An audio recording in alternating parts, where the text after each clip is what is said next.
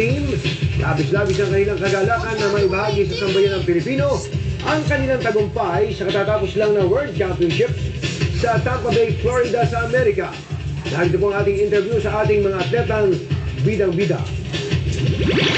At kapiling po natin ngayong gabi dito po sa ABS-CBN ang mga bagong bayani, mga bagong kampiyon, ang mga bagong celebrity, mga miyembro po ng Cobra Philippine Dragon Boat Federation Team. Magandang gabi po sa inyo. Una, congratulations po sa inyo. Napakarami po nila, kaya siguro yung ilan lang na nasa harapan ang pwede natin kausapin. Pero pwede rin kayo magbigay ng mensahe para sa ating mga kabarkada sa Studio 23. Una-una po, kausapin natin si Ma'am Marcia Cristobal. Siya po yung presidente ng Federation. Nakausap niyo ang Pangulong Noynoy Aquino kanina. Happy naman ba kayo, Madam?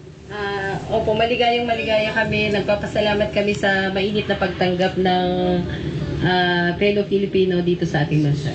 Pero ano ba ang naging commitment ng presidente sa inyo sa team na ito? Dahil ang pagkakaalam natin, ang problema niyan, yung recognition ng Philippine Sports Commission sa kanong Philippine Olympic Committee. Ngayon, ano ba ang binitiwang salita ng ating presidente sa inyo? Pag-uukulan niya ng panahon sa next week yung aming sinasangguning we are requesting him to please help us reinstate PDBF as an NSA.